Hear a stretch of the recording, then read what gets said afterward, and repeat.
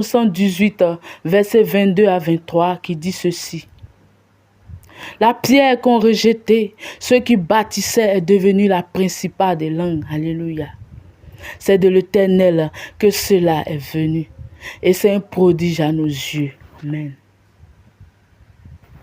Bien-aimé, ce verset est le cri de victoire de celui que l'on n'attendait plus. Parfois dans ta vie, tu as été cette pierre bizarre. Celle qui ne rentrait pas dans le moule de ta famille, celle que tes collègues ont méprisée ou celle que la société a jugée inutile. Mais sache que Jésus-Christ lui-même a été cette pierre, rejetée par les siens, méprisée par les chefs religieux, crucifiée hors de la ville. Mais Dieu, celui-là même qui est l'architecte suprême, avait un plan différent. Je veux te dire que ce que les hommes ont jeté à la décharge, Dieu l'a ramassé pour en faire la clé du voûte, la pierre qui soutient tout l'édifice. Mon frère et ma soeur, ton rejet n'était pas une erreur.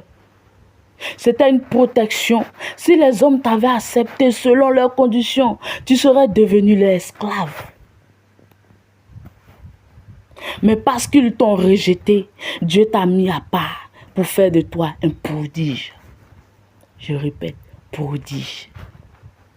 Parce que ta valeur ne dépend pas de l'appréciation de ceux qui bâtissent sans Dieu, mais de la main du Maître qui t'a choisi avant la fondation du monde.